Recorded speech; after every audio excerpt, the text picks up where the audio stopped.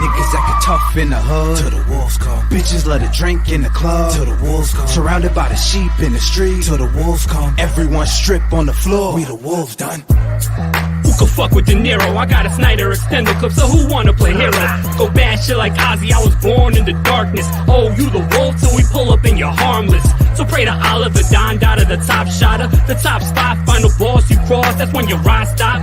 Basquiat with that white chalk, trigger finger streaks, might leave your brains on the sidewalk. Niggas acting tough in the hood, till the wolves come. Bitches let it drink in the club, till the wolves come. Surrounded by the sheep in the street, till the wolves come. Everyone strip on the floor, we the wolves done. Heard them got them niggas, they be moving in the packs. Think the shit is sweet, they be plotting in the back. Summertime, better be careful where you at. No matter addy, nigga, we gon' get you where you lack.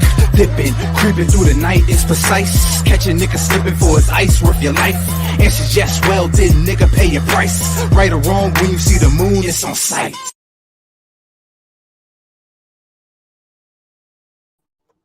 Ladies and gentlemen, throw your ones up in the air for the Bloodline Entertainment Network, for the Circle of Debate, and for here, episode 282, the Wrestling Delorean Podcast. I'm your host, Mike De Niro. Welcome to the show. Thank you so much for joining today. Shout out to all my Wrestling Delorean passengers. Shout out to all the Circle of Debaters. And shout out to everybody who acknowledges the Bloodline by hitting that subscribe button on both the Circle of Debate and the Bloodline Entertainment Network. This is a beautiful journey that we're on, and I'm glad that you are coming along for the ride. Shout out to all of you guys. Make sure you also follow on Instagram at Wrestling Delorean Pod, follow on TikTok at Circle of Debate, and follow on Twitter at W_Delorean Pod. Make sure you also follow the Circle of Debate on Instagram and on Twitter, and follow the Bloodline Entertainment Network on all social media platforms. Before we start the show, got to give a big shout out to my sponsors. You already know the motherfucking drill. Shout out to Manscaped.com. Promo code DeLorean for 20% off site-wide. Make sure you cop all your manscaping needs at Manscaped.com using the promo code DeLorean. All caps, no caps. Get that 20% off. Ladies and gentlemen, get some merchandise because you want to represent the Circle of Debate. You want to represent the Bloodline. You want to represent the Wrestling Delorean Podcast. So check out this merch.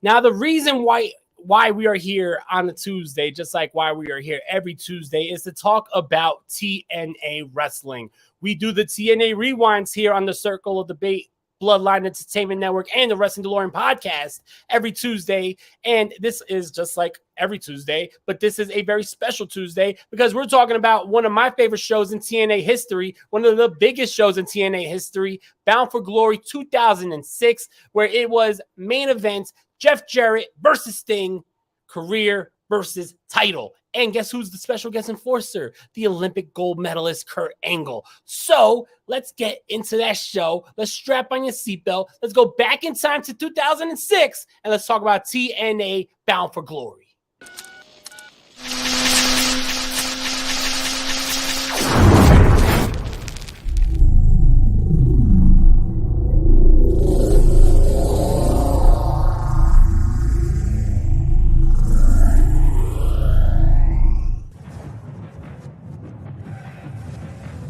TNA, we are wrestling. Back in ringside, Mike Tenay, joined by Don West, and ladies and gentlemen. Ladies and gentlemen, I am so hyped to talk about this show because this is one of my favorite shows in TNA history. It was their first 3-hour pay-per-view outside of the Impact Zone, which was very significant. This show taking place live from Detroit, Michigan.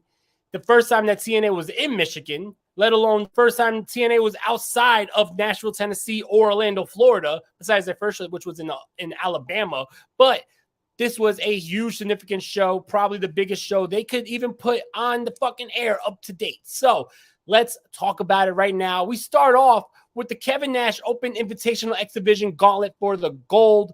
It was a very, very long title, but interesting way to start off the show. We have a 20-man not 20. I believe it is actual 16-men TNA X Division Gauntlet matchup, which is Battle Royal style for them. This is basically a Royal Rumble for them. Starting out, we have Austin Aries, who is now going by Austin Starr. He starts out with Sanjay Dutt. Kevin Nash is on commentary, and Kevin Nash is comedy gold on commentary. He talks about how he was a high flyer and he revolutionized the style that the wrestlers in the X Division wrestle with today. High flying, high octane. I don't think I ever seen Kevin Nash leave his feet. I don't even think I've seen Kevin Nash ever go to the top rope, let alone be a high flyer. But for all the shit that people give Kevin Nash, no one could say that Kevin Nash did not give back in TNA. Kevin Nash took a lot of these X Division stars under his wing for real, in real life, and tried to help them out with their careers, give them characters. You know, people like Jay Lethal, people like Alex Shelley, they praised Kevin Nash's contributions to TNA, unlike some other wrestlers who came in and just got the paycheck. You know what I mean? Just try to pad their pension, where Kevin Nash was here to actually give back. So for all the shit Kevin Nash gets, for all the jokes, all the memes about the knees and all that, Kevin Nash did give back to some of the younger wrestlers in TNA. So you got to give that to him. Like I said, Austin Aries starts out with Sanjay Dutt. Next in the matchup, we got Maverick Matt Bentley, a.k.a. Michael Shane. You might hear us talk about him on the Ring of Honor Thursday podcasts. He is the cousin of Shawn Michaels. He's an X Division champion. So really cool to see Michael Shane back in TNA at this time. Number 4 is my man, Jay Lethal, Black Machismo, who was not Black Machismo quite yet. But really cool to see Jay Lethal here in this matchup.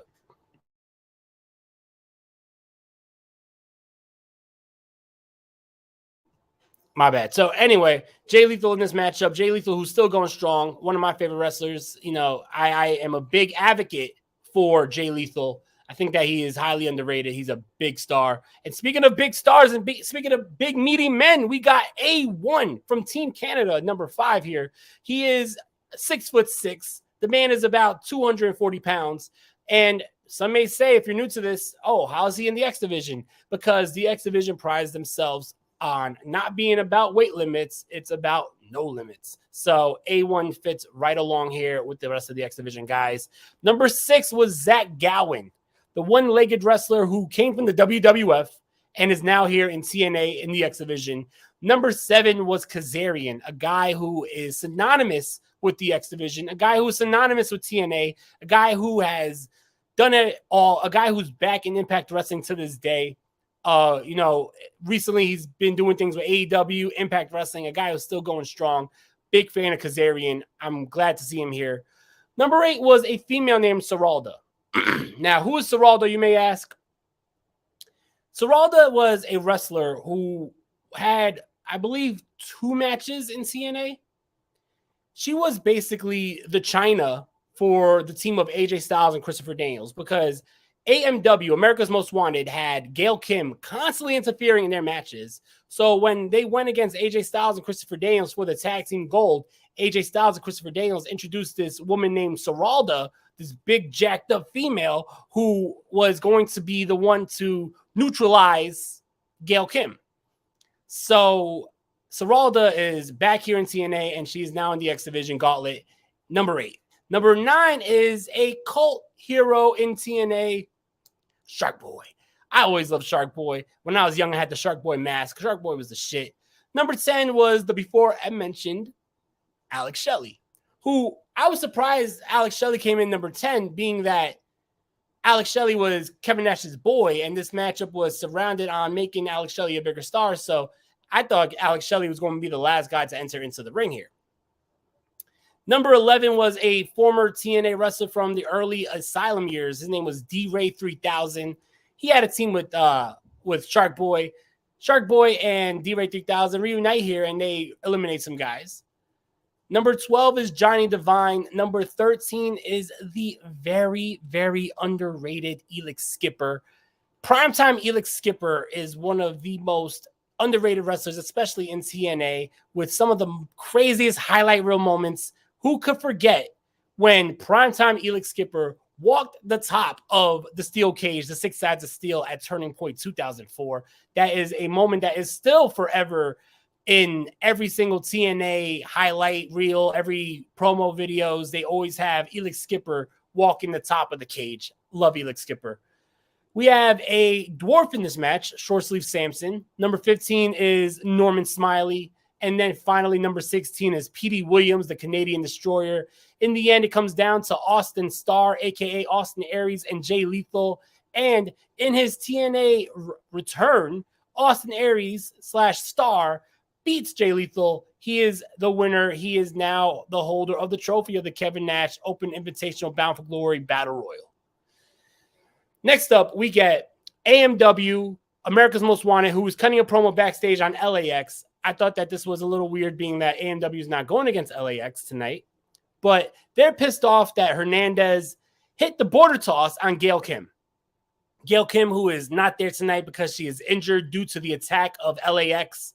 If you remember when we talked about the Go Home show from TNA Impact the week before this, LAX destroyed AMW, and then Hernandez hit the border toss on Gail Kim, folding her up. Absolutely violent.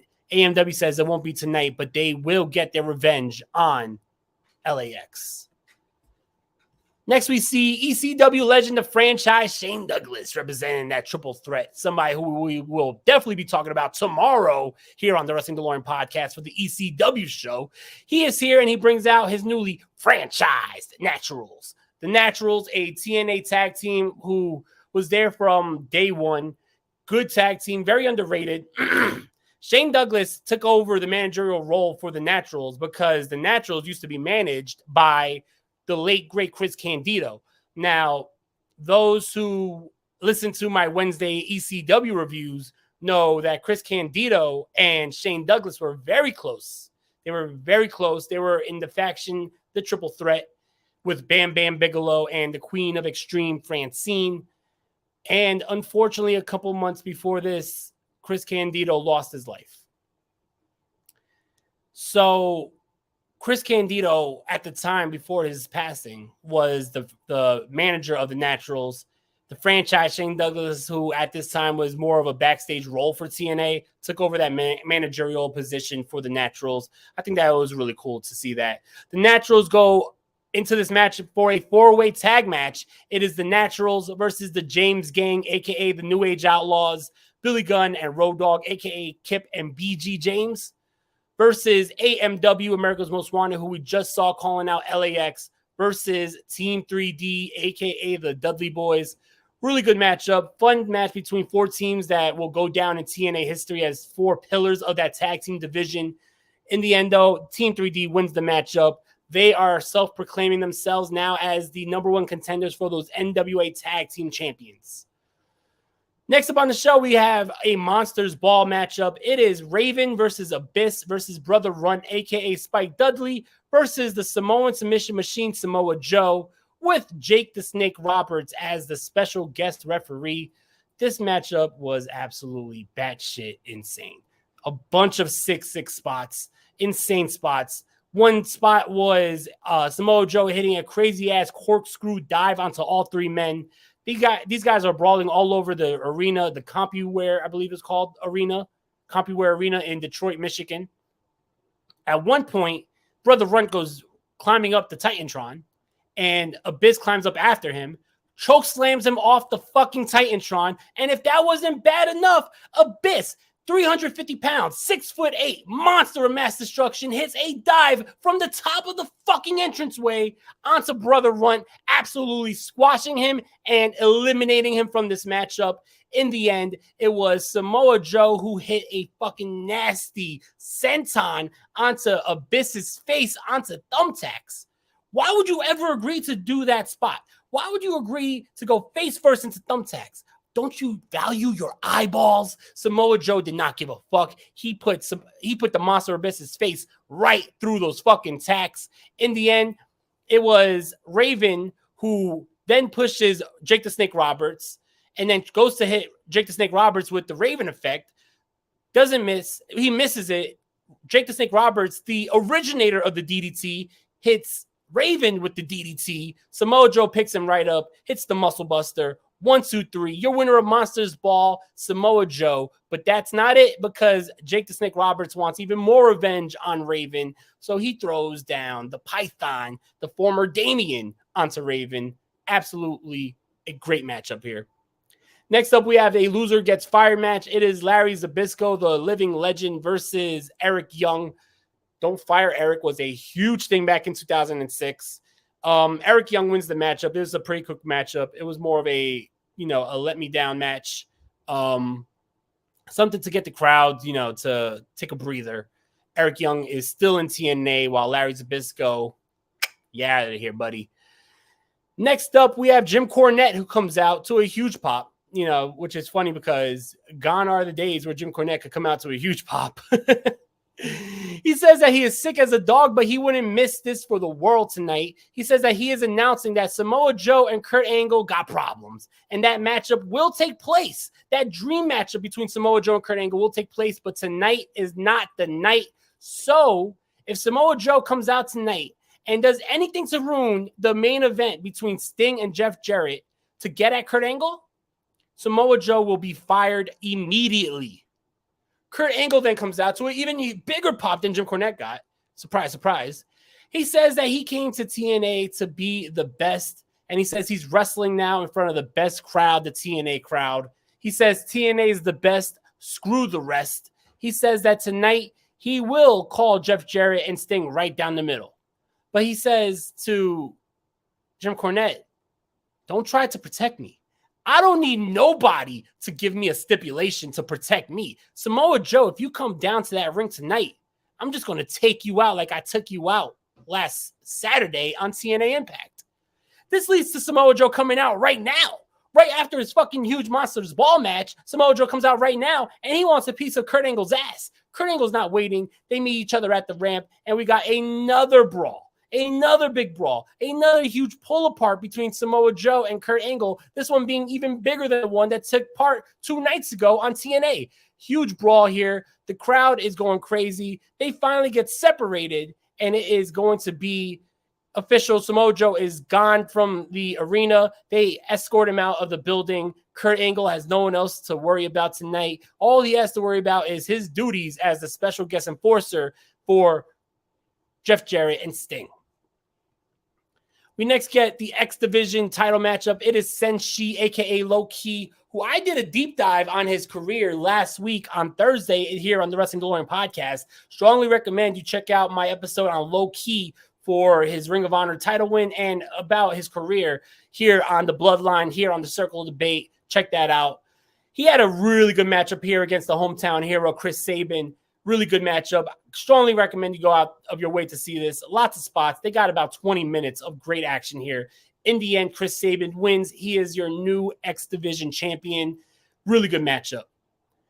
Speaking of one hometown hero, let's go to another, because next we have an 8-mile street fight. It is Christian Cage versus the hometown hero from Detroit, Michigan, the War Machine, the Man Beast, Rhino. Rhino here is looking for Christian Cage. They start out in the parking lot.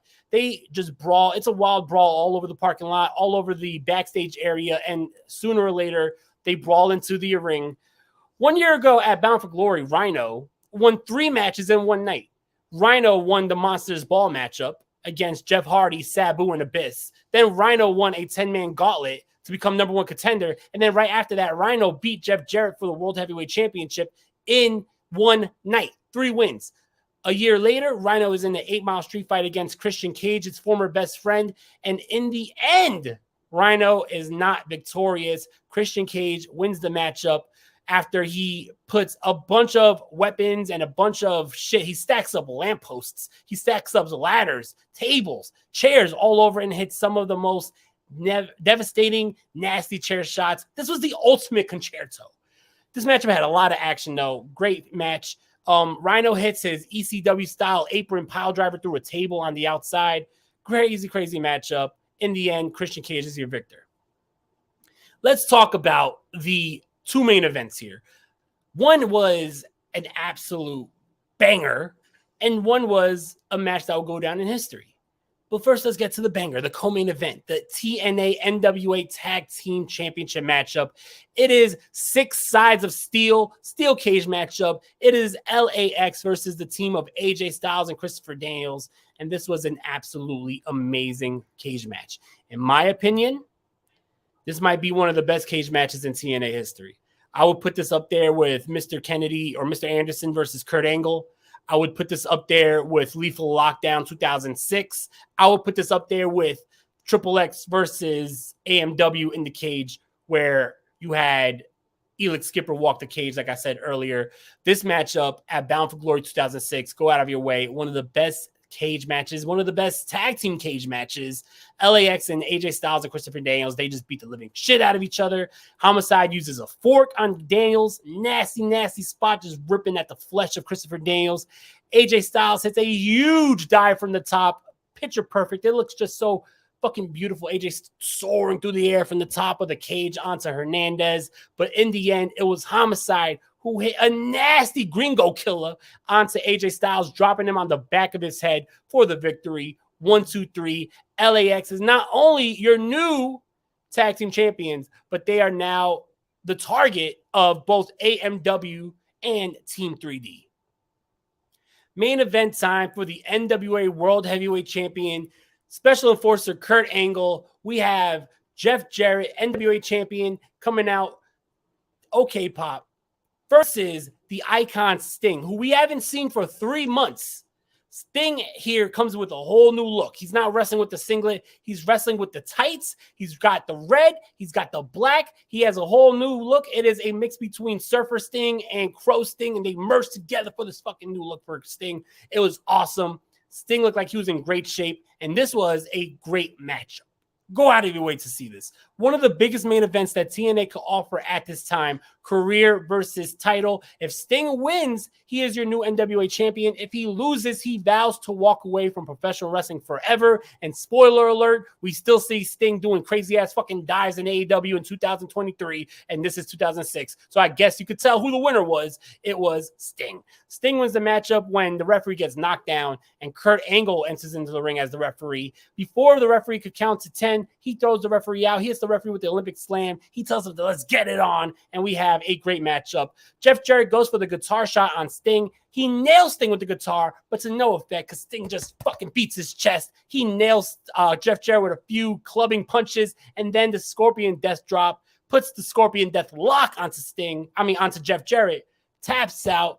Your new NWA champion, the Icon Sting. Amazing matchup to cap off an amazing show. I give the show a strong 4.5 out of 5 stars. It was a great atmosphere, especially for TNA to be outside of the impact zone. It was great to have a huge main event that had a lot of high stakes with Sting and Jeff Jarrett. It was cool to see Kurt Angle and Samoa Joe mix it up. It was a really amazing steel cage matchup, great X Division matchup, really fun shit, all top and bottom on this show. Make sure you go out of your way to check it out. Bound for Glory 2006. Subscribe to Impact Plus because you're going to see this and other great action. And I want you to follow along because next week here on the Wrestling Delorean Podcast on Tuesday, we'll be talking about all the fallout from this show from the next episode of TNA Impact. But you don't have to wait till next week because if you want more Wrestling Delorean Podcast, we are going to be here tomorrow with the ECW review. We have another episode of ECW Hardcore TV from 1998. We're in September. We're almost closing out the year. We're about to be in 1999. And I can't wait to talk all about what went down on this next episode of ECW Hardcore TV. So tune in tomorrow. Ladies and gentlemen, hit that subscribe button for the Circle of Debate. Hit that subscribe button for the Bloodline Entertainment Network, and I will catch you tomorrow here on the Wrestling Delorean Podcast. I love you guys. Stay strong, stay safe, stay positive. Peace out. One love. Throw it up.